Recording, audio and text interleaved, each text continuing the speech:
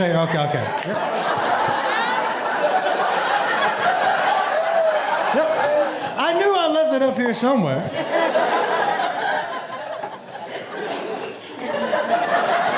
Yeah, forgot how to do that for a second. I'm gonna take a break. We're drinking out of the water bottle.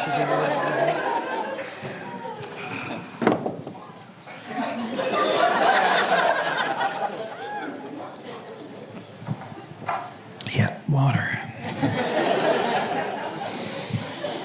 What? I'm like, what are we whispering about? Does anybody have any questions?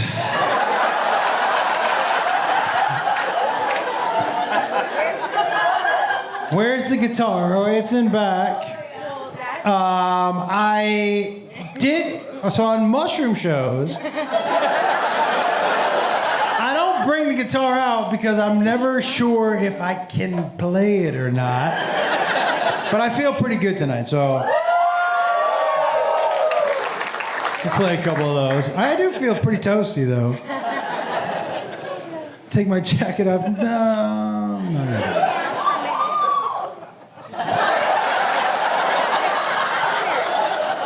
Sounds like someone getting fingered at a Foo Fighters show.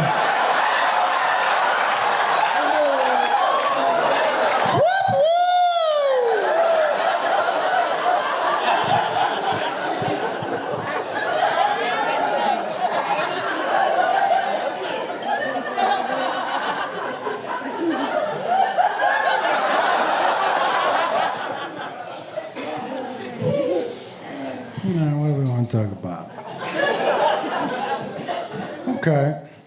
Question. Yeah. Oh shit. Fuck yeah. Will you tell the story of your first ever live show? Your first Yes. ever show? Sure. Yes. My favorite. Yes. So the first time I went on stage, I was 15 years old, and I needed somebody to drive me to the show. So my parents drove me. They were so proud.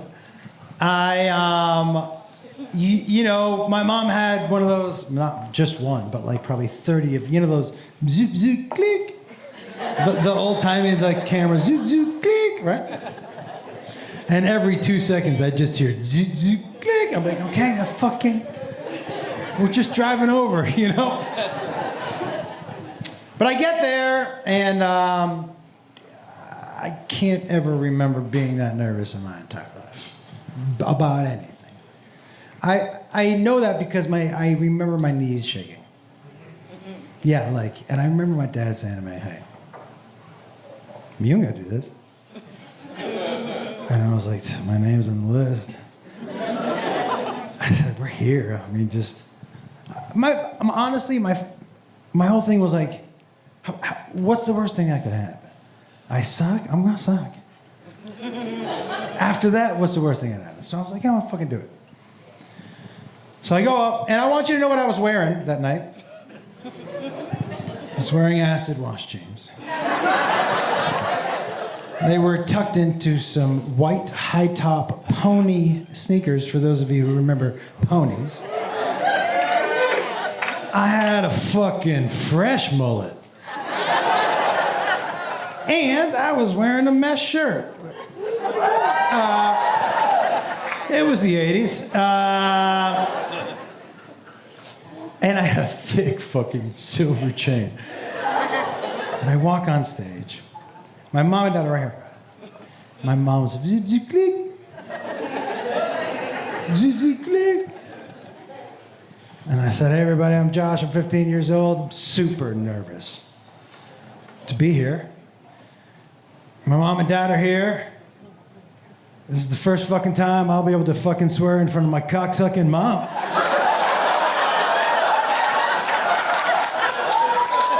Not one more zoot zoot click the whole fucking show. It was pretty quiet. A silent car ride home. My dad got out the car. He goes, "You're gonna have to find your own ride next time." And I was like, "Yeah, I got you." Yep.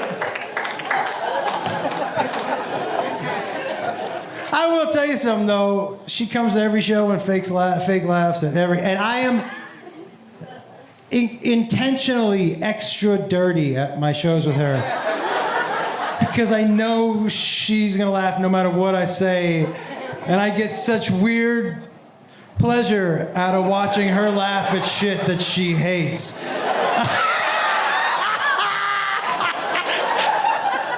And she'll say after the show, very passive aggressive, why don't you ever tell some of those stories that I like so much?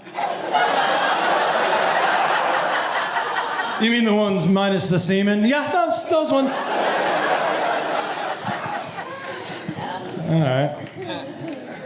Any other questions at all? That was fun. Okay.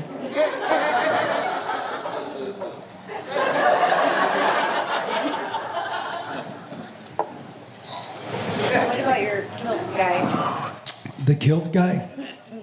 He actually, there was a dude who, she's referring to a guy, came to one of my shows and sat right where you're sitting, and he was wearing a kilt. Yeah, he actually came back to, he came back to a second show in the kilt. So what happened was, everybody's heard this story? Oh, okay, cool. There's this dude sitting right here, and he's wearing a kilt. And if you're wearing a kilt and sitting in the front row of a comedy show, you want someone to talk to you. Do you know? So I say, what's with the kilt? And he said, I wrestle. And I said, what do you mean? He said, yeah, this was in Dallas. He goes, I wrestle in East Texas, and I'm, he had red hair and shit. And he was like, I do the whole leprechaun thing. I go, oh, that's cool. I said, are you wrestling tonight? And he was like, no. I said, what's with the kilt? And he goes like this. He goes, gets a little sticky down here in Dallas. And I was like, all right. You didn't need to do that, dude. You could have just said sticky. I get it. But now I'm curious. Because he did do this. I go, let me ask you something, dude. Are you just not wearing underwear? And he said, I'm going to tell you what I tell everybody else. You got to lift it up to find out. And I said, I'm going to tell you something. You're challenging the wrong guy. You telling me I can lift that kilt, see a human dick, and make this whole room uncomfortable? That's my jam, man. Like, fuck yeah. I said, I'll take a look at that. And he was sitting there, guys, and he spread his legs like this, and he goes, get in there. Dude, super aggressive, but dude was trying to make me uncomfortable. He was trying to alpha me at my show. You're not going to alpha me at my show. So he said, get in there, and I just went just like this. And he goes, do you have to do it from your knees?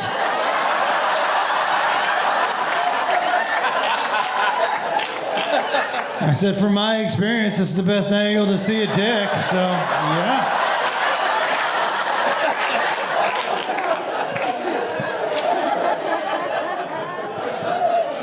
And then he goes, cool, but you have to keep eye contact with me the whole time. And I was like, this motherfucker. So I'm just staring at this dude. And now who knows anything about kilts? Right? So there's two sides to the kilt. One side, you lift it up, is just more kilt. That's the side I lifted up. And he looked at me and he goes, might bury the treasure on the other side. I was like, oh, if I wish I didn't hate you so much.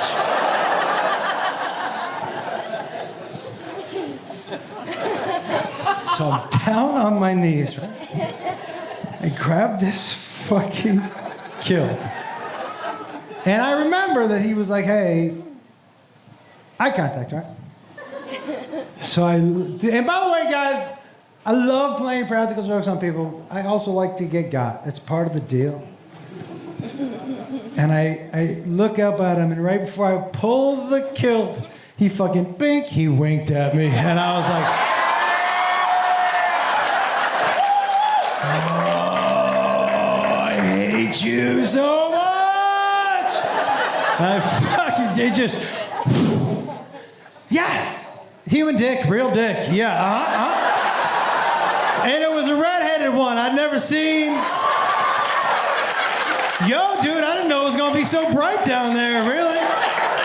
It looked like somebody just smacked it once, like that kind of red, you know? And I'm gonna tell you something right now, this dude, all potatoes, no meat. Like legit, his dick looked like it fell asleep on his nuts, just.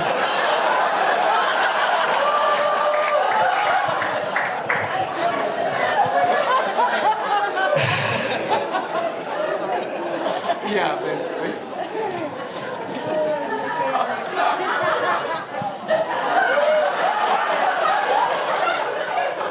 For real? Okay. I thought Jacob was sneaking up on me, but I'm gonna sit over here.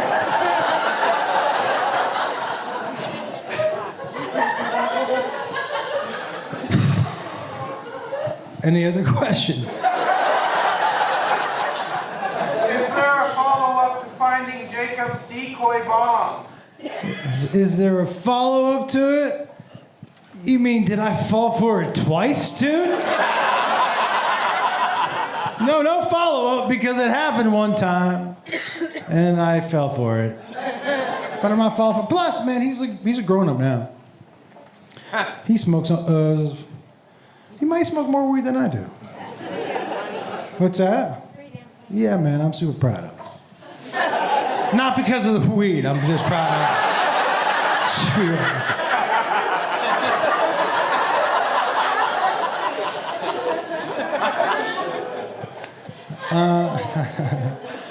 Whoa. Does anybody have any other questions before I move on? Did you fight any of your other sons? Did I fight anybody? You know what? No, Jacob's the only one who ever challenged me. And we fought 3 times. So once was in the story that you probably are referencing. Yep, that's not the microphone. They're kicking in. Fucking hell. We fought twice since then.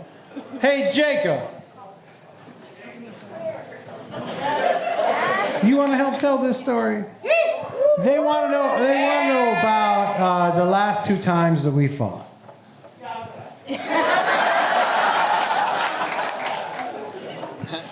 Are you coming out? Oh, you bringing the guitar?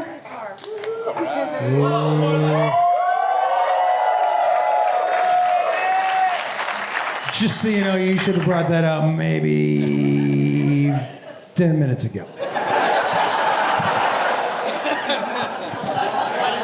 Huh? Because I didn't want it. So then why would I have brought it out? This is what I'm asking you right now. Yeah. Wait, hold on. Let me recap on that conversation. I brought it out, and then you said you should have brought that out 10 minutes ago. Dude, I'm so high. I was in the middle of a conversation that you and I never had. I think you were in the middle of a conversation with yourself. Maybe. Yeah. Go ahead. Why are you out here? Oh, I called you out here.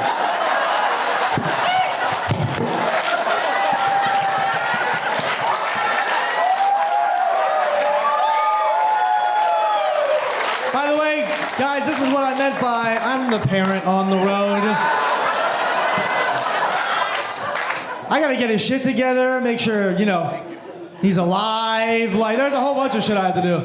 So the last 2 times we fought. So we fought again when I was 19, and we put headgear on, boxing gloves in a ring. Freddie Prinze Jr. challenged me to a fight originally, and if you don't know about Freddie Prinze Jr., my man is a jiu-jitsu freak. He also was a boxer, but can I tell That you, too. I didn't know how tiring boxing was. It's hard. So we're in the middle of a round, he and I. After I already fought Freddie for 3 rounds, he wanted 3 rounds right after to try and have an advantage, like I was tired. I'm like, it's like the middle of the first round. By the way, can I tell you, this is why when people are like, why do you get on your tiptoes when you hug them? Because if I don't, it looks like we're slow dancing, for fuck's sakes. So come back. You're telling a story. Oh, that's right. That's cool. Oh, yeah. So, Do you need me to tell the story? Because I will. no, I got it, dude. There are times of charm. I'm in here. We're about mid first round. I had no idea boxing was going to be this exhausting. And I'm hugging him and I go, dude, I think I'm going to throw up. And I come back, and I just pushed him away and punched him in the face. Yeah, he did. Guys, I had to point his mouth somewhere else if he was going to throw up. I didn't want to get thrown up on. That was a safety move. And then, so, you know, I won that round and that fight. You did. On win another that one. note, Freddie Prinze Jr. hit me so hard in the face. He knocked me on the floor type shit. Can I tell you something? It was nice to have somebody stand up for me. He wasn't standing up for you. I fought him before you. Not in the story I'm going to tell in my Yeah. head. Stand back Freddie Prinze Jr. stuck up for me. Stand back up one more time. I'm sorry to make you me stand up? Yeah, because I want to demonstrate what happened the second time we fought. No. So look, just some context prior. We filmed this like I don't father have to son. stand up. Well, yes, you are. Okay, look. Let me show you why I won the second fight and why it was never a close competition. Hey, when did all that water get on that seat? Hey, dude, we're doing something. Oh, okay. Because you're swinging an open water bottle around. Oh, yeah.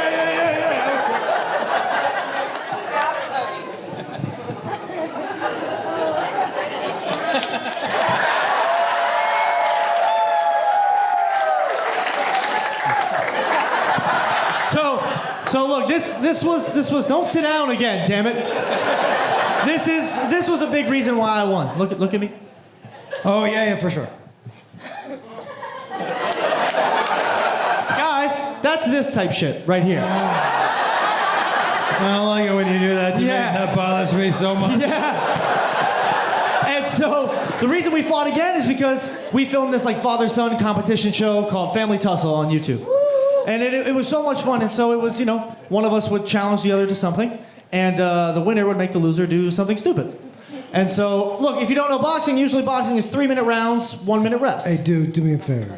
Talk slower. Holy fuck, I can't barely follow you. I was there. I'm like, slow down. I don't know what's happening right now.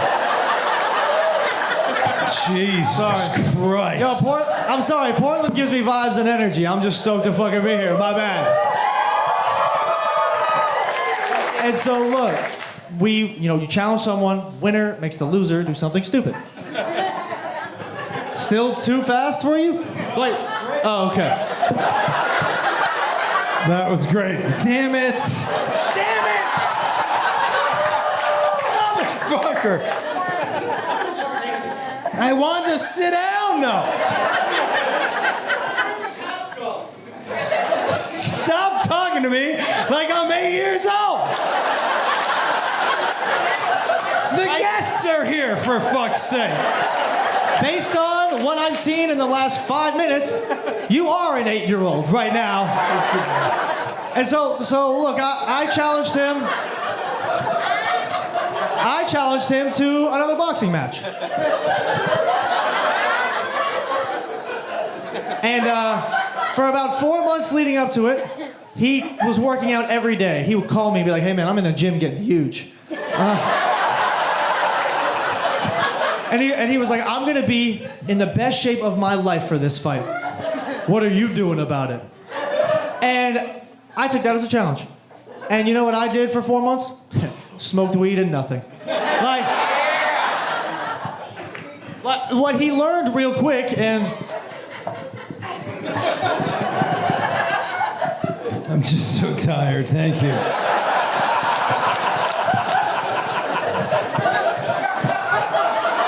Whew. This is all I wanted for this whole time. It's not crazy, just a fucking seat. You know? I would say somebody come get their dad, but shit, that's my dad.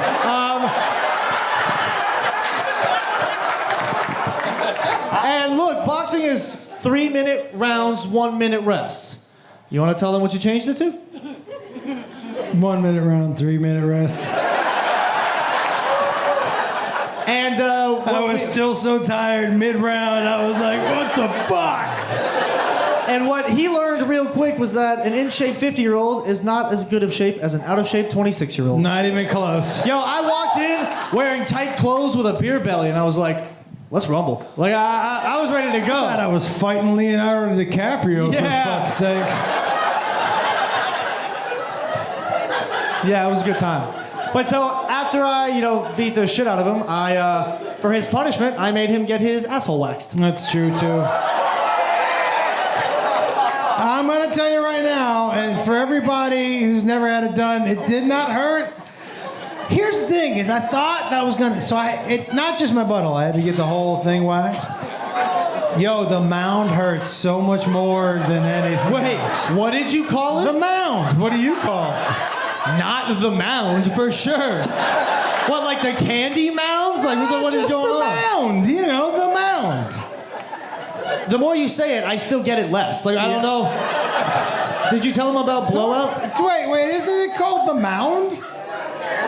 Maybe not. If you're a girl, is what someone said. She said, you pee sitting down type shit. I would right now. I'm tired as fuck. I'm not gonna lie to you. If I had to pee right now, I'd do it sitting down. No shame at all. Fuck you all. You remember what you were talking about? No. You were talking about getting your butthole waxed. Oh yeah. The mound. Thank you. Yeah. So where were you fuck? The stenographer.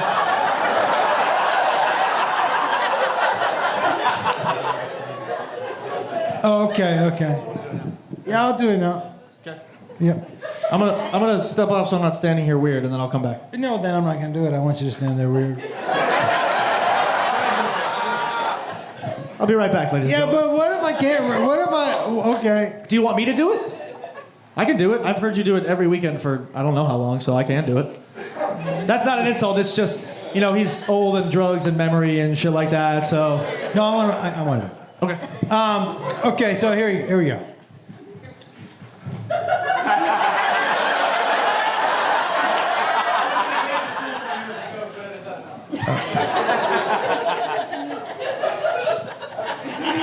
I might have a seat. Thank you very much.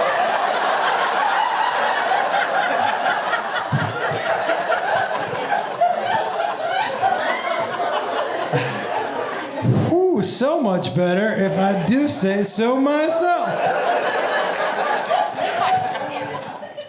All right.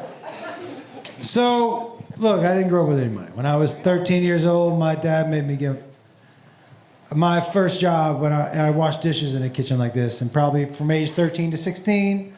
And then if you count this as the food and beverage industry, which it basically is, this is the only industry I've ever worked in before. So I want to tell you a couple things about the people who are working here tonight. So first of all, if you've ever waited tables before, you've never waited tables in a dark room where you can't use your fucking full voice and you have to bend over to do your job. If you do, you are at a weird place. Not only that, I want to tell you a couple things about being at a comedy club. Look, man, if you think your first drink took a while to get to you, you're right. Because this isn't a restaurant where 2 drinks go in, 2 people sit down, 2 drinks go in. Yo, you all walked in at the same time. So that's 250 drink orders going at the same time. Somebody's first, somebody's last. That's just how it is at a comedy club. Your service isn't bad, you just got shitty fucking luck. That's all it is. But so that's just the way it goes, everybody. I promise you. And not only that, if you've ever waited tables before, I want to tell you how bananas it is to wait tables here. Because at a restaurant, it's staggered. One here, one back there, right? At this place, all of your customers want service at the same fucking time. They all get sat at the same time, and they all want service. It's an impossibility. They are working as hard as they fucking can for you. I promise you. This is an impossible job. And the last thing I don't know why I fucking fake kicked at you, dude.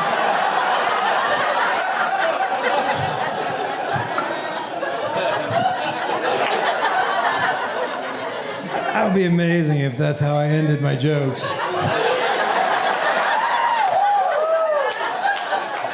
Just so fucking.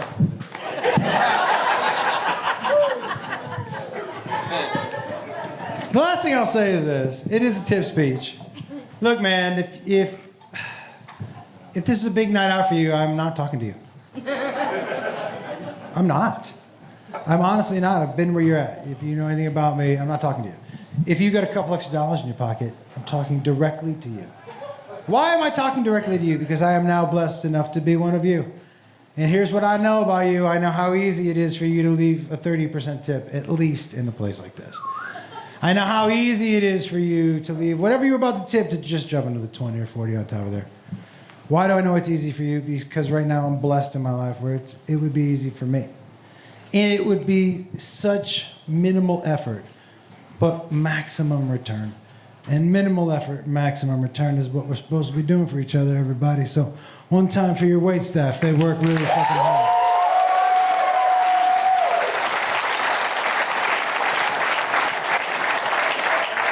Hey, fuck.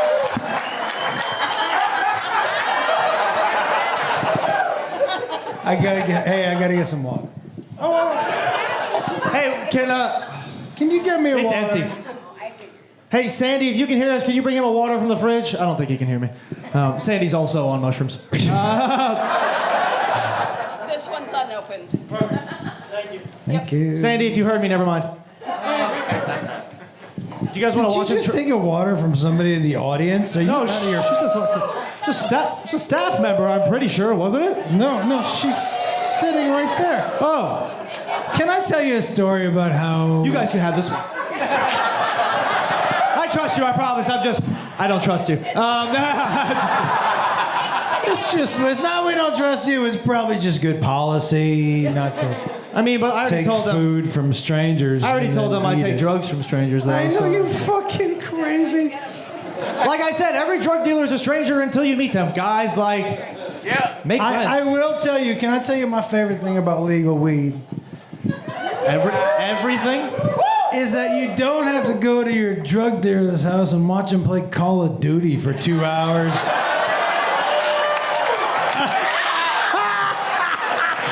Just give me my weed, Trevor. Wait a second, I'm on fucking...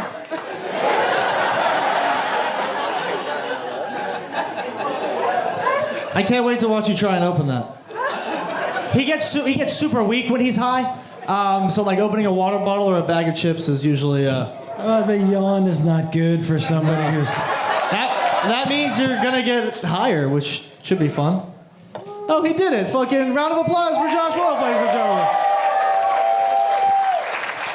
Now, again, I will ask this question. I know the answer, but do you remember what we were talking about before you did the tip speech? Fuck no. Yeah. I remember that photo. Again, for the second time in a row, getting your asshole waxed. Oh, yeah.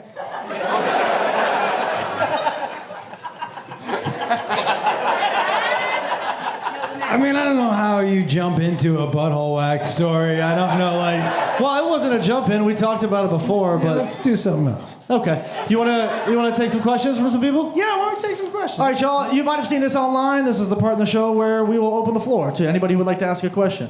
The only rule is that you have to raise your hand. My man, I will call on you first. Thank you. Hey, staff. Hey, can you bring me up, like, a quesadilla? No. What do you need? Oh, hi. Hey, both bowl of sausages. What did you say? Frosted Flakes, guys, I'm on mushrooms. I don't want any of that shit. By the way, Bowl of Sausages, great name for a band. Yeah, I was gonna say, I'd go see them at Coachella for sure. Yeah. It sounds like a band from Portland, I'm not gonna lie. With the kilt. You think, hold on, let me go back to that. You think a band named Bowl Full of Sausages is an all-girl group? What's the name of it? Bowl of Sausages. I think they only play Germany, whatever they are. They're really a local German band. They don't stray much out of that country for sure. So Bowl of Sausages sounds like people in Germany would be like, I'm fucking lining up for that, but I don't know.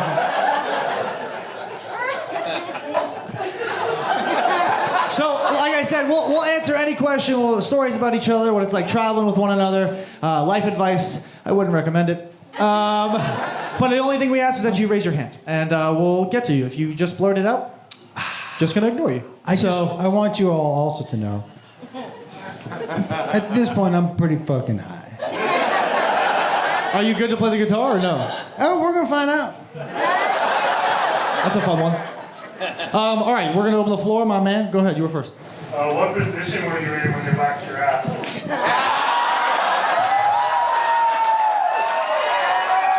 Now listen, I'm gonna show you, but I also want to tell you, not the voice I was expecting that was gonna come out of me.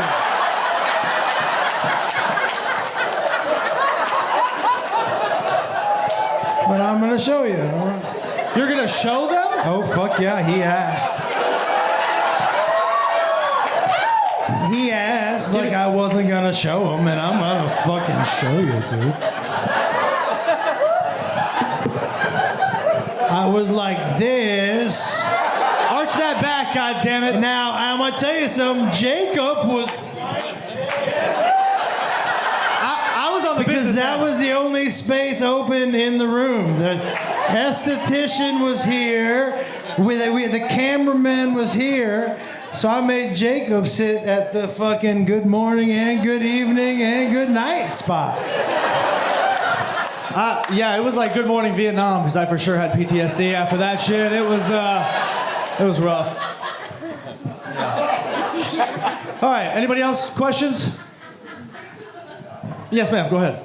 Do the other kids ever tour with you guys? What? I mean, the difference in the questions couldn't have been. It was like, tell me the exact opposite question. You're like, hey, can you tell me something about your children? How do you like to take it in the ass? Like, By the way, that's about the spectrum of Portland right there. That's the spectrum of people in Portland. Very nice wife and mother, and some sick fuck over here in a Dare shirt. Like, yeah. I like that. yeah, love it. What was the question? I'm gonna answer, and then you can try to answer. You're gonna fall over if you do that. Nah, I'm holding on pretty tight.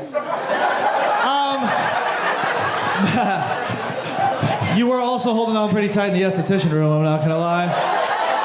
That's true, and I'm gonna tell you something right now. I asked that guy because I was curious, because it didn't hurt as much as I thought it was gonna hurt. So I asked him, it's such a stupid guy question. I go, hey, I have a pretty tough butthole, or? I got you. And he was like, what? I go, well, it didn't hurt at all. So, like, I have a pretty tough butthole, huh? He was like, I'm not allowed to answer that question. Yeah. Legally. You want to change the question? Go ahead. Oh. Did you get your butthole bleached at the same time? She felt the need because we said her question wasn't funny, so she tried to change it, which I like. Wait. No. Yeah. No. I wouldn't have been in there to watch his asshole turn into a chameleon. I'm fucking not. What's the process for that? I'm assuming I'm asking the right person. So, what is it? What is the process? Oh, you're gonna pretend like you don't. You're like, I don't know, but maybe. All right. Anybody else? Yes, ma'am. Right here. Go ahead. Did you ever confront your parents about renting the porn? Did I ever confront my? His parents about renting the porn. Did I? There's another. Did I ever confront my grandparents about renting the porn? No. The one thing I did do though is because look, at a point in time when he was like, he was at his wit's end, right as he got home. He goes, "Hey man, look, it was $200 worth of porn. Even if you didn't do it, I'll pay for it. Give you $200 just to say that you did it." I just wanted to be right, you know. Yeah. You know what I'm saying? I just want to be right. It doesn't Yeah. matter how much that costs. I just want. My response to that was, I'll make you an even better deal. I will pay for it if you call your mom right now and ask her if she ordered Anal Party 3. And his immediate response was absolutely not. So I just said, well, it was Grandma and Grandpa, and shut my door. And that was that. But no, it turned into so much more of playing a joke on him that it was every time he looked at his mom, he was like, "Did you fuck in my bed?" Can I tell you one thing? Do you know what I mean? So You know why I'm so glad? I'm so glad that it's not a question of who did it anymore. Because I don't have to hear this from my fucking mom ever again. Every time I would see her, she'd be like, do people really think that I... She would never get the name of the porn right. She'd be like, do people really think that I ordered Anal Yard 4? What the fuck? Anal Yard 4? But she would say it every time. And there's still people out there who think, I'm like, first stop making eye contact when you're talking to me about this. can I ask the room something real quick before I told you the answer to who ordered it? Round of applause for people who think I did it. Round of applause. Oh. Okay, well, for those of you. And again, now I want to hear a round of applause for people who have heard it and thought Grandma and Grandpa did it. Don't thumbs down me. I fucking saw you back there, bro. You're talking into a lemon, not the mic, just so you know.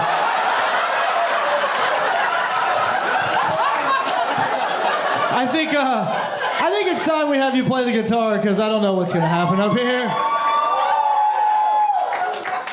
Think it's a good idea? Yeah, let me go pee. Hold on. Okay. A rock or some shit, and I'm like, what are you doing? And she goes, I'm trying to get all the pee out. I said, babe, it's gonna be wet all day. And she goes, no, it's not. I'm gonna do this. It was a real depressing moment because that realization, I was like, you're my smartest kid. Holy shit. So it dawns on me, we've been in this woman's room for too long. Let's get out of here. I knock on the stall door and I say to my son, I go, hey dude, pinch it off wherever you're at. We gotta get out of here. And he goes, okay, hey, and he said, can you check me to make sure I'm clean? Yeah, you know. Okay. So, look, parents know. Some of you who aren't parents, there's a couple things you need to know. Things happen as a parent that they didn't write in any of the books. And the reason they didn't write them in a book is because if someone had ever written them in a book, everyone would have read it and been like, I'm not being a fucking parent. Are you kidding? There are many things. One of those things happens to be, at some point in time in your life as a parent, a small human is going to walk into a room you're in. They're going to be naked. You don't get to pick the room. And they're going to walk in, and they're going to turn around, and they're going to go, hey, will you check this to make sure it's clean? And the first time it happens is a fucking shocker. You're like, what? What? Is this parenting? I quit. What is that? Is your asshole open right now? How long does this stage last? I don't like this. You know you're in the living room right now. Your asshole's open right in the living room. Did you say hello to the guests? Why is your asshole open in the living room? Oh no, it fucks you up. I'm not gonna lie to you. You're not ready for it, you know? But I was like, yeah, dude. I said, I'll take a look, you know? And I go to open the door and it's locked. And I go, dude, you gotta open the door. I can't get in. And he goes, I don't want to walk over there just in case I'm not clean. And I go, well, how do you want me to check? And he said, just look through the crack in the door. So I'm looking through the crack in this bathroom door, and I'm like, get closer, show me your butthole. I can't see it from there. I can't see your butthole from there. You're gonna have to get closer if you want me to see it. And a woman walked in. Yeah, not the one we left outside, just somebody we had never seen before. And all she saw was a grown man shirtless, holding a naked baby upside down, peeking through a stall door, going, get closer, show me your butthole. If you want me to see your butthole, you're gonna have to get closer.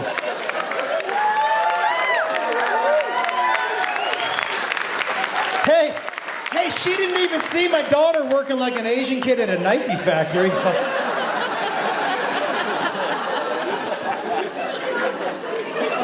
Yo, she screamed. She screamed and she ran out. Yeah, I don't blame her. So I turned to the kids. I'm like, hey, everybody, we gotta go. Daddy's about to get arrested, you know? It's time. I just wanted to get out of there before she came back with whoever she went to go get, you know? So I put, you know, my wet pea shirt on, and we put the diaper on Jacob, and you could tell by my oldest son's walk, he was not super confident in the wipe, you know, it was like this. And he kept talking about where he thought he missed. Can I tell you something? He was not a confident wiper. His theory was that since he was a right-hander, he was strong on the right, but weak on the left. So he'd always be like, check the left. Did I get the left? Check the left. So he's waddling, you know. And I'm just trying to get out of the store before there's trouble, but here she comes, man. And not with 2 security guards, with 2 police officers. You could tell by the speed with which they walked towards me and the serious look on their faces that she had told them exactly what she saw. Dude walked right up to me and he goes, hey! Were you just shirtless in the woman's room holding a naked baby upside down, asking a woman to see her butthole? I laughed a little too. I did because I was like, dude, I'm not gonna lie to you. When you run it together like that, it does sound pretty bad. Yeah. Totally get why you walk towards me like that, yeah. But he was like, hey, I go, no, man, you know, no baby, change of station, and my son had to poop, and he goes, oh, which kid? I go, right here, him. And he was like, well, bring him over, I need to verify. I go, verify? Like, he's 7, you know, he's already a little uncomfortable with the wiping situation. But if you talk to him about pooping, it's really gonna embarrass him. I was like, can we just not do that? And he was like, no, actually, unless you wanna see someone get embarrassed. I was like, no, I'll get him right now. But I walked over to him, man. Do you know how badly I wanted to be like, hey, Trev, just go show him. Oh, he would have been too. He would have been like, see, I'm strong on the right, but the left is a little weak is probably where it is. I will tell you, man, it's a weird time to be a comic. But people ask, you know, the question I get asked the most, and I think a lot of people do, is what's it like doing comedy during cancel culture? That's made up. Anybody who's ever been canceled is now a bigger star than they were before. It's not hurting anyone's career, so don't worry about it. Any type of comedy you want to see is going to be out there somewhere for you. I will tell you, last year, somebody tried to get me in trouble for a joke I was telling. I was telling a joke where this person had an accent. And after a show, somebody was like, you can't do accents anymore. They're offensive. And I was like, you should go back to sleep. Here's the deal, man. Can accents be racist and offensive? Of course they can. They're not when I use them. Yo, I'm just trying to tell a story, and if I think the accent is important to the story, not gratuitous, but important to the story, I'm using the accent, okay? I know what my intent is, and my intent is just to make people laugh. Let me give you the story, and then you guys tell me if you think it was offensive. I'm feeling pretty good so far. So when I was a younger guy, man, I lived in a studio apartment, you know, one room with this other guy. And so our beds were real close to each other. The bedroom is the living room, is the kitchen, right? And so if you've ever lived in close quarters like that with someone before, and they were somebody who had a lot more sex than you did, there's probably a pretty good chance you had to pretend like you were asleep at least one time. And so I'm home on a Friday night, and my roommate comes in. And he's got this girl with him, gorgeous, 6 foot, super athletic. We all know her. Super friendly, one of the funniest people I've ever met. Truly, a super successful lawyer. And they lay down in my roommate's bed. Oh, and she also happened to be deaf. Okay. Don't get ahead of me. Okay, here we go. All right. So, they're in the bed behind me, right? And I can hear them kissing, just.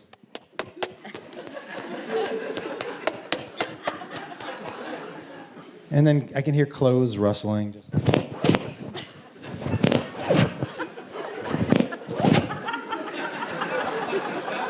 And then they start to have sex. And I just hear.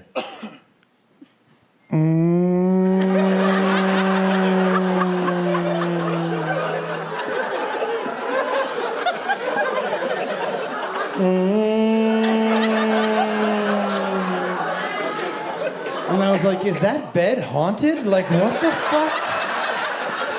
Are they trying to find a dolphin on sonar over there? What is going on? And then it started happening faster. It was just like, And I was like, oh, I gotta get out of here. I don't like this at all. This is not making me comfortable, you know? So I tried to sneak out of the bed like a gentleman, you know? And my buddy was like, hey, don't go anywhere. He goes, if you leave, she's gonna know you can hear us, and she's gonna get embarrassed, and she's gonna leave. And I was like, dude, don't talk to me.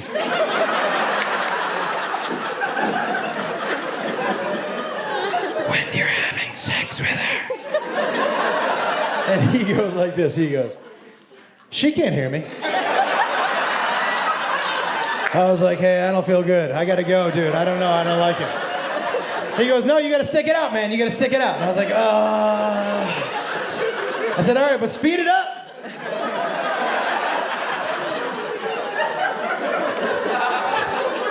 So I got my back to him. Guys, I got the pillow squeezed so tightly over my ears. Well, no matter how tightly I had him squeezed, every now and then, you know what would squeeze through? And I was like, nah, can't hear that ever again in my life. So I rolled back over and I go, hey man, how do we speed this up? Do you need me to blow on your asshole? Like, hey, 5 minutes a gay is worth this being over. So you tell me what you need, dude. You need a couple of my knuckles? I'm in there for you, dude. Tell me where your button is. Honk, honk, I'll push that motherfucker right now.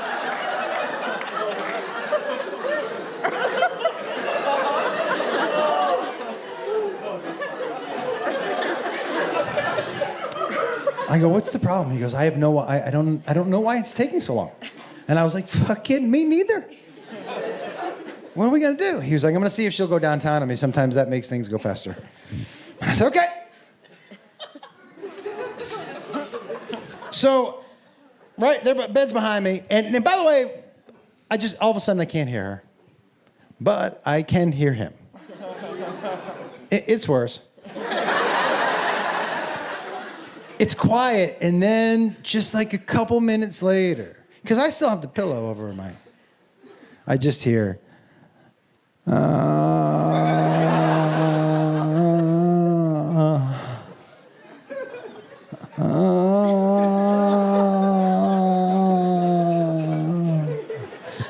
the way, remember, my back is to him. And I'm trying not to look, And all I hear is,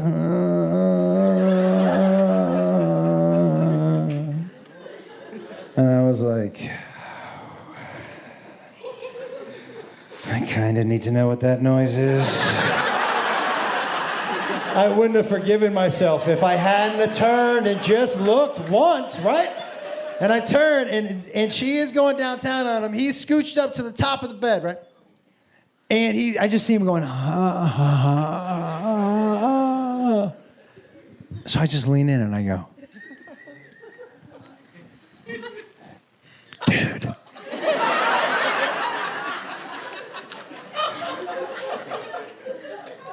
What the fuck is happening right now? And I'm gonna tell you what he said. I didn't need to write a punchline because I knew I wouldn't beat it. This is exactly what he said to me. He goes, she's so toothy. I said, what? He goes, yeah, I keep trying to tell her to stop, but she can't hear me. I said, what are you gonna do? He goes, well, I tried to scooch out of the way, but I ran out of room. I'm at the top of the bed.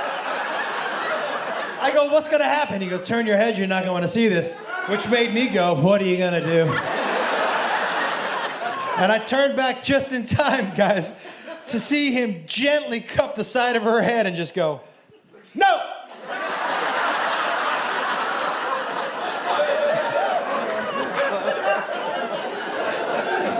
And I will tell you one last thing, man. The guy who was really mad about that joke who caught me outside, he came up to me. He was so specific, too. He was like, hey, that joke, huh? I go, yeah.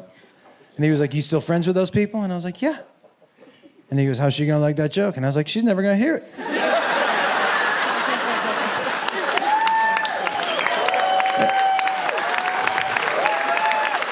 And if she comes to the show, I'm gonna do the joke like this. It'll totally fuck her up. She's not gonna know what's happening. Hey, you guys got good weed up here, by the way. Congratulations.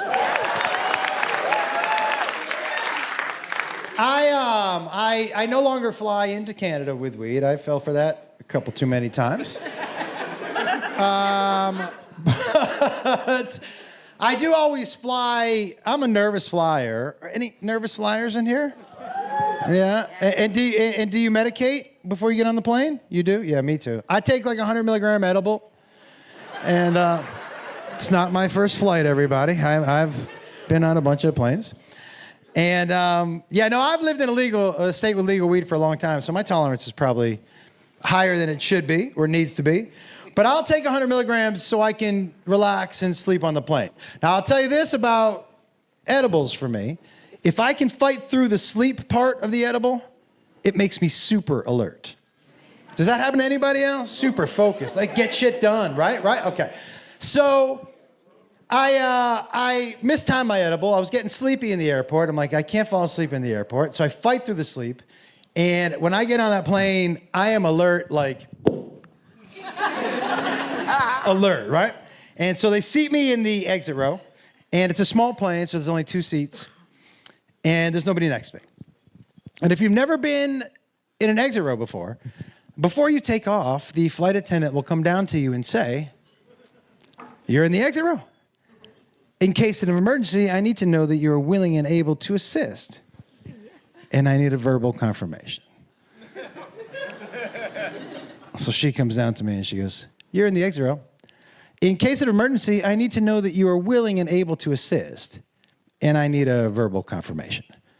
And I look at her and I go, I am ready.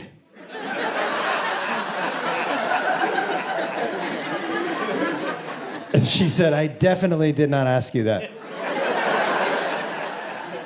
She said, I need to know that you're willing and able to assist, and I need a verbal confirmation. And I was like, yeah, I'm willing and able. I'm also ready. By the way, she was pretty funny. She was like, that's great. I'll let everyone know. And she walked up the aisle. Now look, guys, when I'm that focused, I'm lasered in on my job, and my job is to be willing and able to assist, right? And so I think in order to do that to the best of my capability, I've never been in this position before, I should probably open up a line of communication with the guy in the exit row across from me my thinking at the time is, if shit goes down, better to be a team, you know? At least we should have a get to know you. So he's got the earbuds in, and I'm going, hey, oh! Hey! And he takes his earbuds out. He goes, yeah. I go, hey, dude, we're in the exit row.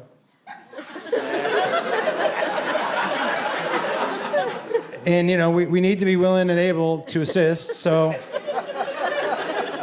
I thought maybe we should get to know each other. And he goes, why would you think that? And I was like, well, just in case something happens, man, I thought maybe we should have a plan. Just something real quick. And he goes, I'm going to sleep. And then I said maybe the dumbest thing I've ever said to another human being out loud. I said, I'll cover for you. Yo, he gave me one of these, guys. If a stranger does this to you, they don't fucking like you at all. This is a fuck you. Hey, that's a fuck you to someone. Ha ha! Right to your face. Ha ha! So, the plane takes off. Guys, 15 minutes into the flight, it fucking... Has anyone ever been on a plane that it fucks you up, right? Now, I'll tell you something. They scared me so much, guys, that to this day, I'm jumpy, man. I'm jumpy. And to this day, if you scare me, I'm going to jazz hand 100% of the time. Not only am I going to jazz hand, it's going to come along with this noise. Ah! Every time. So the plane fucking... me. Ah! The dude in the exit row across from me leans over and he goes, not willing and able. I was scared. I was clutching the pearls and shit. I was like, what is that? I looked out the window and there was lightning. I was like, not me. Nope. Boom. And here she comes down the aisle. And she goes, hey. I go, hey.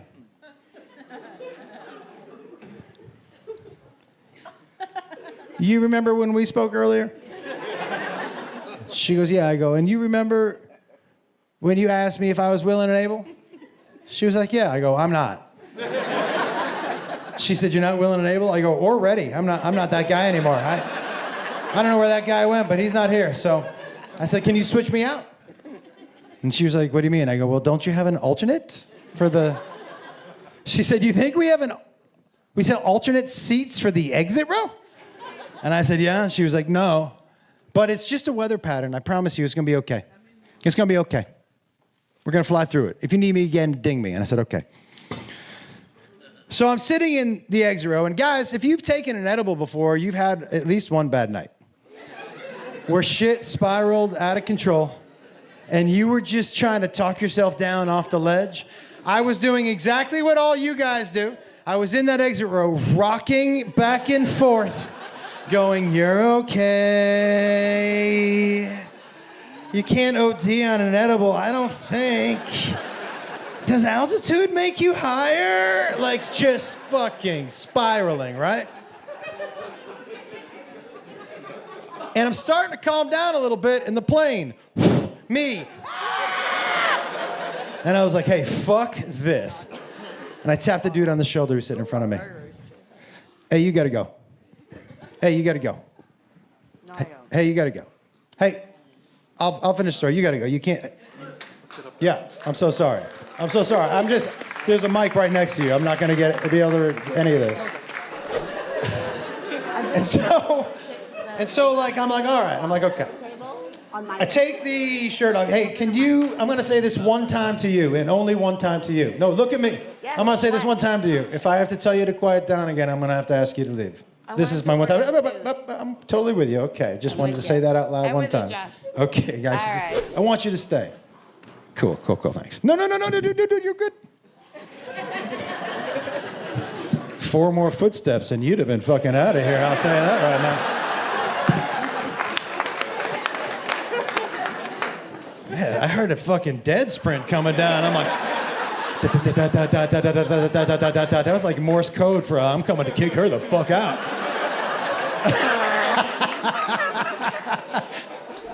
Cool, thank you, man. Appreciate it. everybody doesn't have to be dead ass quiet. I mean, I don't know.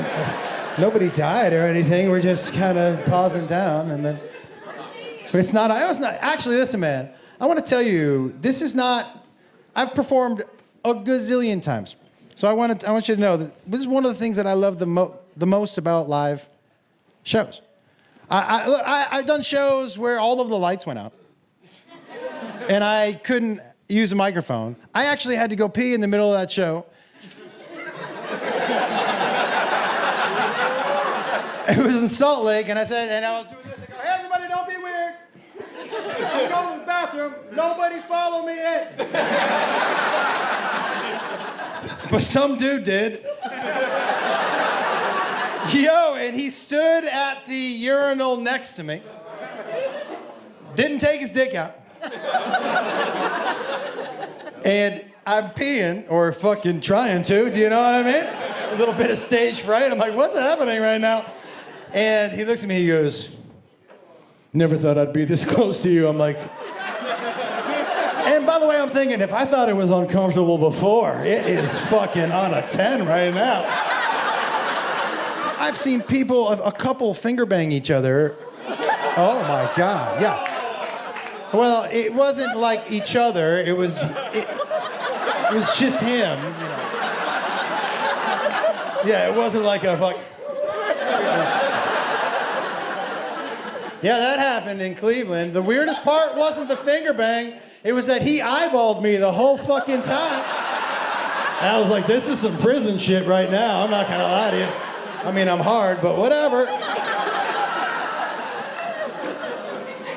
Yeah, so what my point is, I like live shows, man. And it's one of the reasons I recorded here in a place like this. Because it's awake, it's alive. There's a fucking energy in here.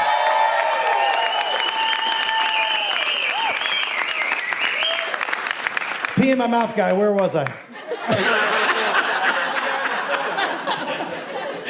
Oh, what's that? Second drop. Thank you so much. Okay, well listen, we'll see if this joke works when you stop it for 10 minutes.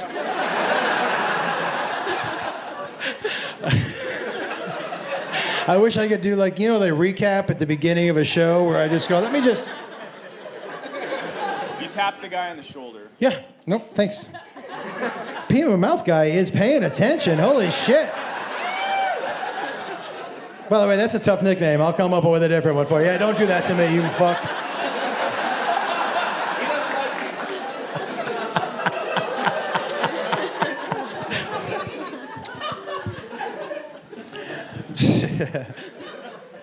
So, the and the, okay. And I tap the dude on the shoulder. He's sitting in front of me. And I'm like, hey. And he goes, what's up? I go, how's this flight been for you?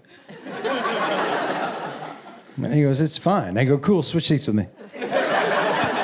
And he was like, what? I go, dude, I don't know if you know this, but back in this row, you have to be willing and able to assist. I'm just not anymore. So just switch seats with me. And he goes, dude, I don't want to sit back there. That seat doesn't recline.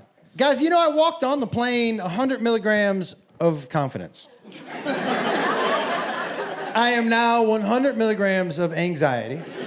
And I'm trying to explain to this dude, yo, man, this is where the heroes sit. Do you know what I mean? This is who helps the survivors off the plane, bro. I can't even help myself right now. I need you to sit here. I'm 100 milligrams of anxiety, guys. I'm trying to explain to this dude why he's so important. And he stands up and he says this to me. He goes, hey, dude, if we crash, everybody dies. Doesn't matter where you sit.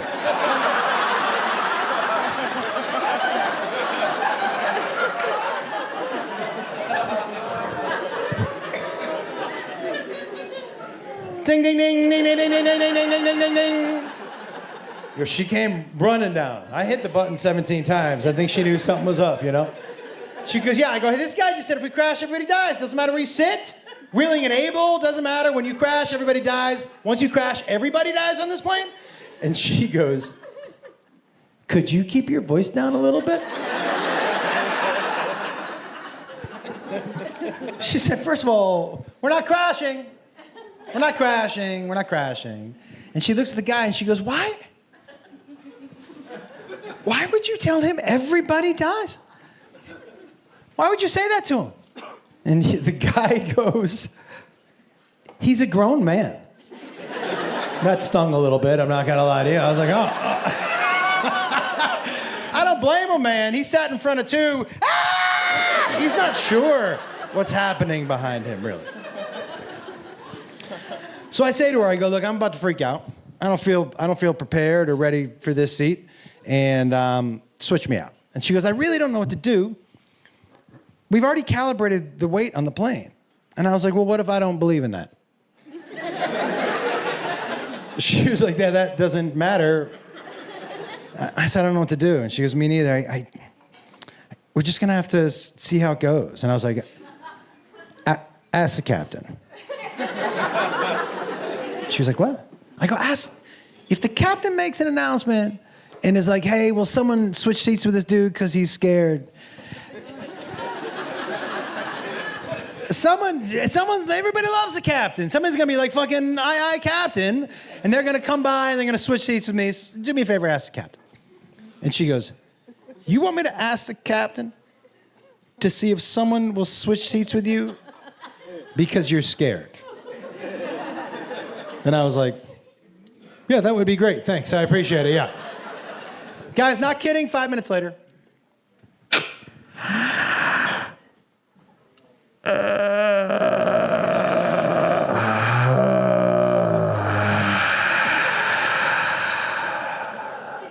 You could tell by that sigh, he did not want to make that particular announcement at all.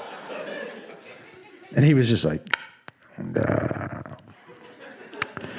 this is your captain speaking. I want to apologize. I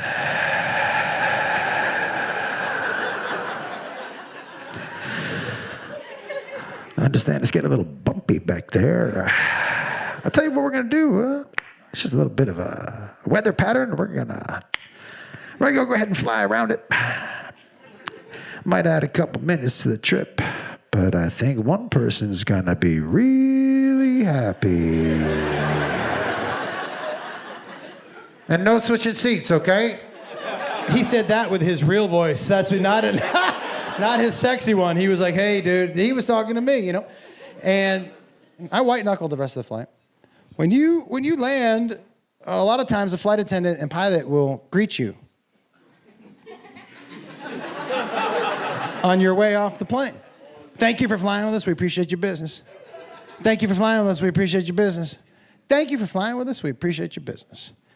And I walked up and she was just like,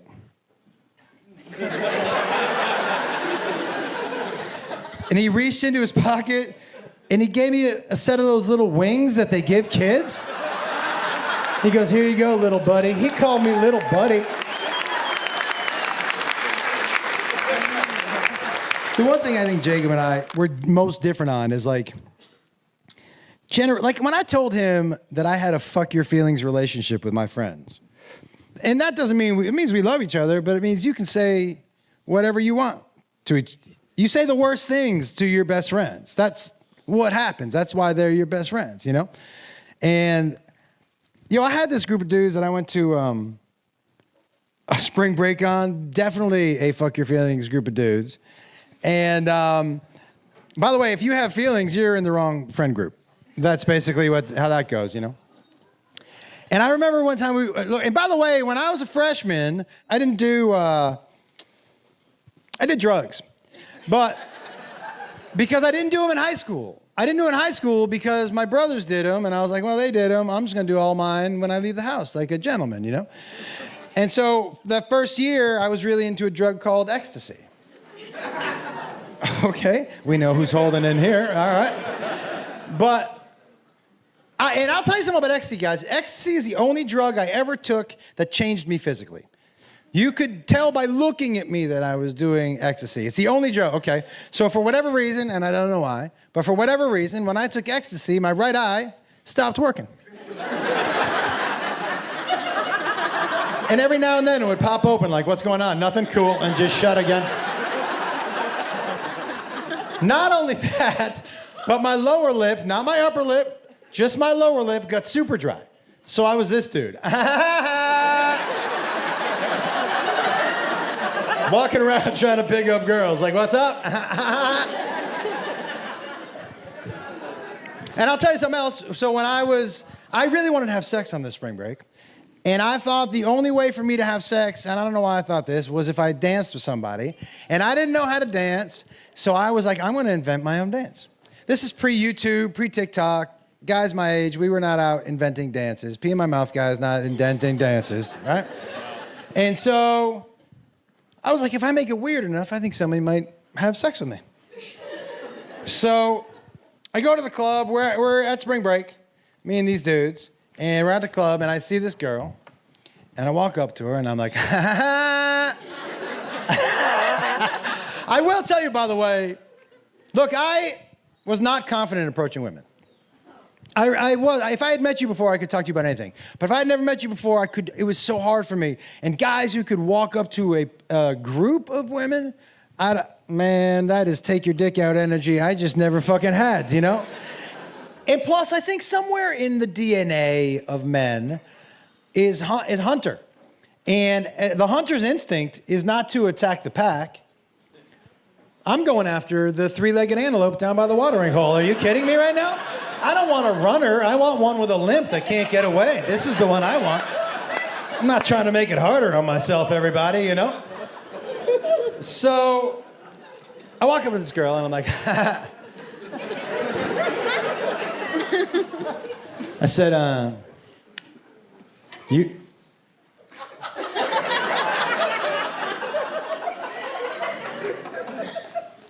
want to dance? And she said, absolutely not. She started to walk away. I go, hey, don't go anywhere. I invented my own dance. And if you dance with me, I'll show it to you. And she said, are you a good dancer? And I was like, not particularly, no. And she said, then I will absolutely dance with you. However, if you stop doing the dance at any point in time during the song, I'm done. I got to see it the whole time. And I was like, yeah, absolutely. And so, I had only practiced the dance to one song. So I needed the DJ to play the song. I wasn't confident that I could do the dance to a different song, right? So I walk up to him, I go, let me get the DJ to play my song. And I walk up to the DJ, and I'm like, hey, man.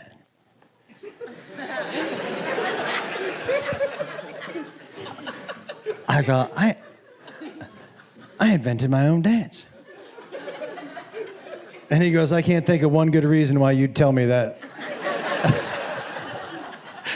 And I go, oh, no, it's not. This girl, she's gonna dance with me. I'm gonna do the dance. I'm gonna get laid for sure. I go play the song. And he goes, what's the song? And I tell him, and he was like, it's too late for that song. If you come back tomorrow at 10, I'll play it for both of you. And I was like, well, how am I gonna get her back here? And this dude just leaned outside the booth. He goes, hey, come back tomorrow at 10, I'll play the song, he'll do the dance. So I show up at 9:45 the next night, guys, fucking ha ha ha ha. And in she walks, but she's not by herself tonight. Oh no, come on, man. Every woman in here knows. She went home to her friends and she was like, hey, guess what we're doing tomorrow? Some dry-lip pirate invented his own dance.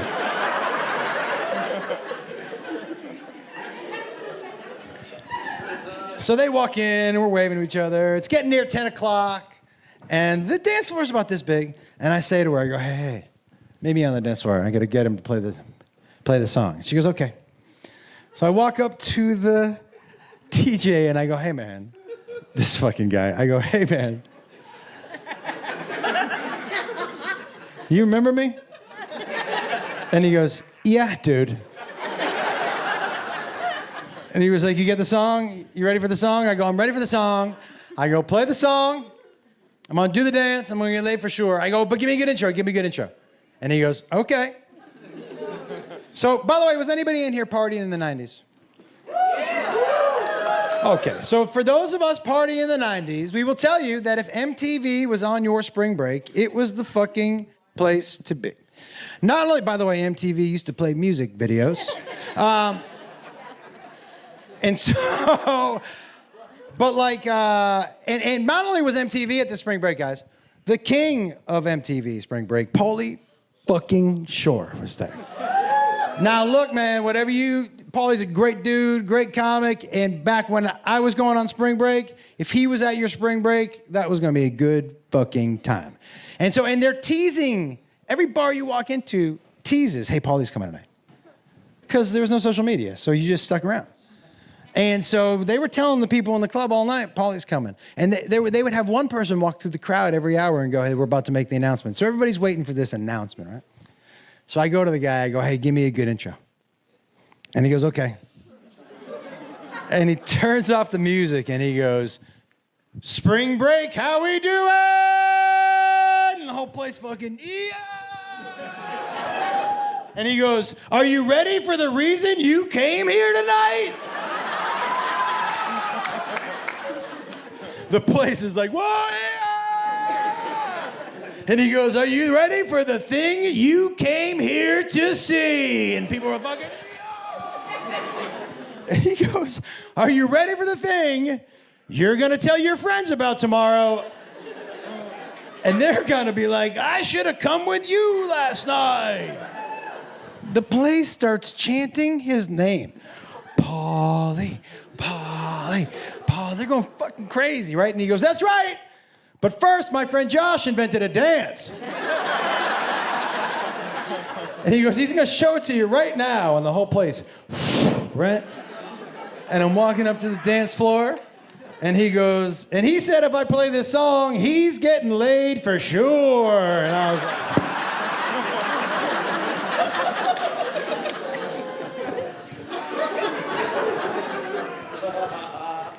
so I walk up to the dance floor.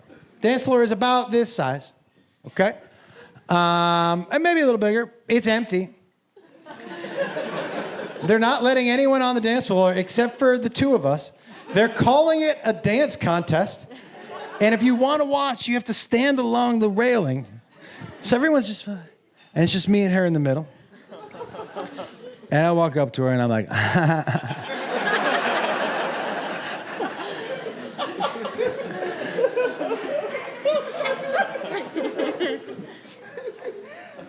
by the way, here was my plan. You want to know what my plan was? This is a good plan. How old are you, young man?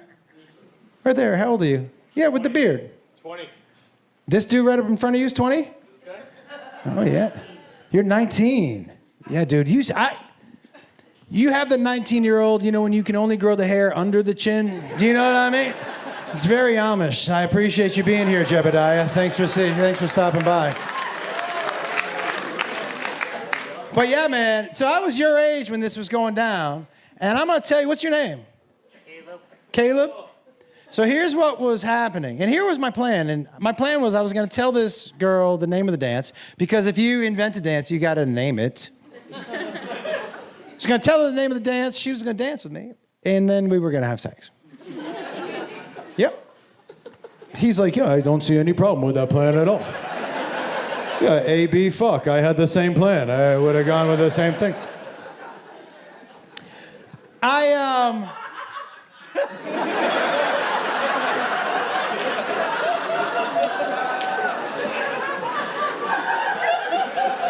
Are the finger bangers back? That is amazing.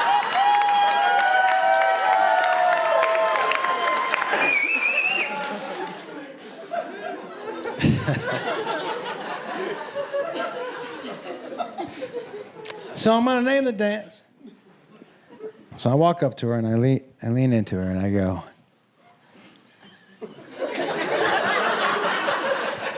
I go.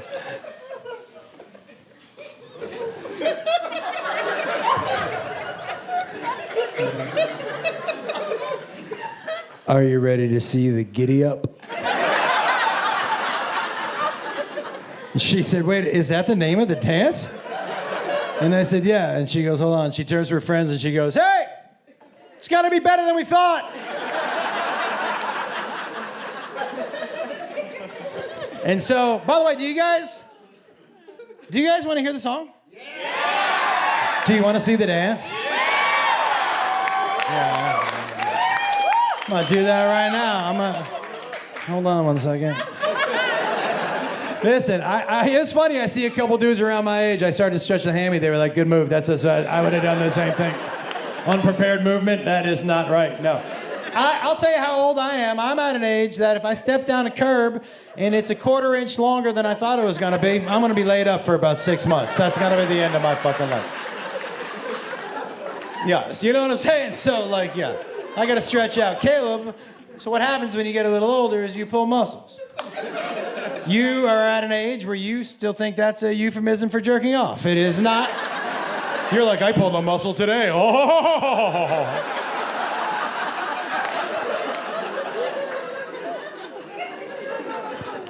Here's the deal. Okay. Hey, okay. So I walk up to her and I go, wait a second. I walk up to her and I go, no. I said, do you want to see the giddy up? And she was like, yeah. And I go, DJ, hit it.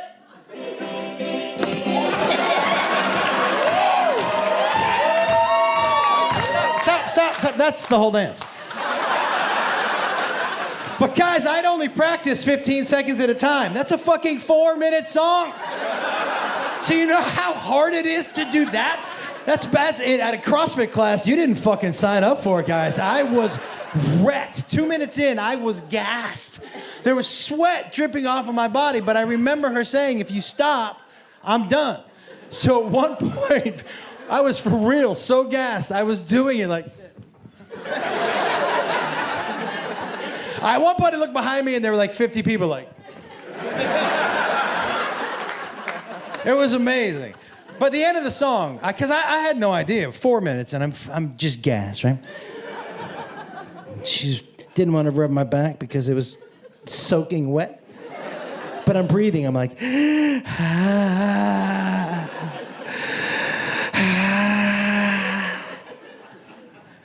And she goes, it was a great giddy up. And I said, thanks a lot. Yeah, I thought it was pretty good. She said, you ought to be proud of yourself. There were like 400 people doing the giddy up. Guys, everybody in that club was doing the giddy up. For fucking right. Yo, in my ecstasy brain, I was like, I guess I'm the dance guy now. No need to go back to college for this guy. So I'm gassed. And she says, hey, do you want to grab a drink? I go, do you want to grab one with my friends and I? And she was like, yeah, absolutely. And she said, I'll meet you down there. I said, cool. I'm walking down to my friends, and I have a very fuck your feelings relationship with my buddies, like I said. And if you're in one of these groups, you know that people are hardest on each other when you do something good. Right? If you crush something, they're going to lay into you even harder. And how could I have crushed the giddy up more than that? 400 people doing it? Guy, if you're in one of these friend groups, what you know is you're almost looking forward to your turn.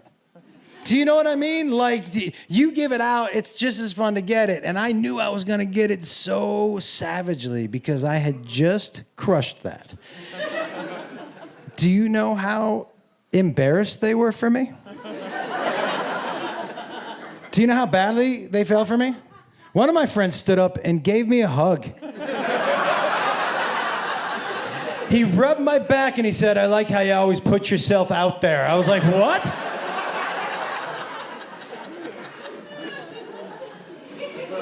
And then she comes down and she goes, hey. And I go, hey. She goes, these are your friends? I go, yeah.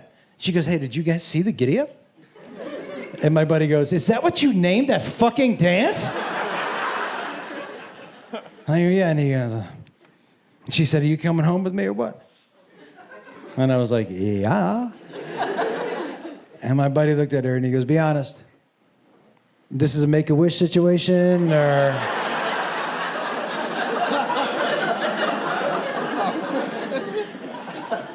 I will tell you, this was a monumental moment in my life, everybody. I'm gonna tell you why. Not just because I had sex with a stranger. Oh, ho, ho, ho. It's the first night that I realized that being embarrassed is bullshit. It's made up in your own head. Being embarrassed is predicated on what you think other people are thinking about you. And then when you realize that, one, nobody's thinking about you, nobody notices you, and nobody gives a shit about you, I'm including myself in this, nobody gives a fuck. So why would you let any of those people dictate 1 second of your life, right?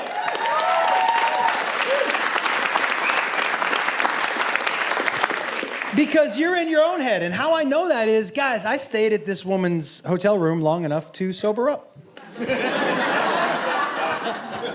And so as I looked back on the night, I realized, oh, it didn't go quite as well as I thought it did.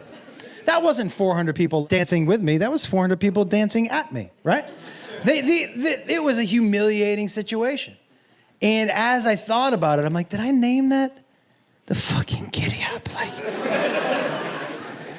And I started to get humiliated and ashamed and embarrassed. And I turned to her, because I needed to know. I go, tell me something. What am I doing here?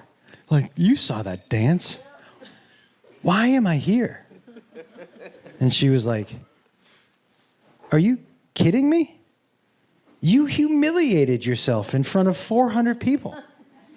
All on the off chance that I might have sex with you. I found that very sexy, very charming.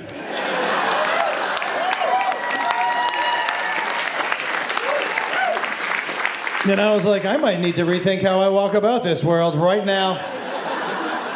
So I'm walking home, and it's about 5 or 6 in the morning, something like that. And I just had sex with a stranger. Oh, ho, ho, ho. I was clearly on my way home to be a dance instructor of some kind, right? And I'm feeling pretty good about myself. I do like that life is unpredictable. I do like that right when you think you have everything figured out, life's like, is that your dick? And you're like, this is life, I forgot, right? And life definitely kicked me in the dick that day. I'm walking on the beach. When I used to take ecstasy, it made me think that I could drink more than I can. I don't drink anymore, but when I used to drink, the only thing I ever drank was straight tequila. I love the way it tastes. I love the fucking high. I love everything about it. And so, but if you drink too much tequila and you throw up, there's no casual tequila throw up. Nobody's ever kind of thrown up on tequila. It's never been like, pardon me. That's not how it comes out. It's a violent happening. It's your whole body. You know how violent it is? You remember where you were when it fucking happened. You're like Mark's Backyard, 2017. I'm not drinking tequila anymore. So I'm like, oh shit, I'm gonna throw up. So I dig a hole. Because I don't want to ruin anyone's beach day. My plan is that I'm gonna dig a hole, I'm gonna throw up in the hole, and then I'm just gonna cover it like a cat.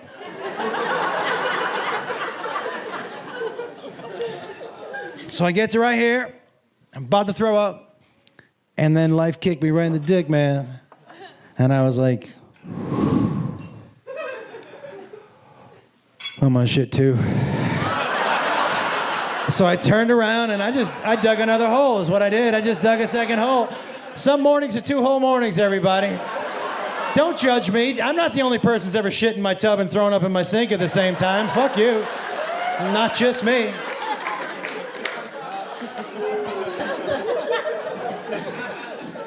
So now I'm butt-ass naked, hovering over these 2 holes. I don't want to poop in my shorts, you know? I'm hovering over these holes.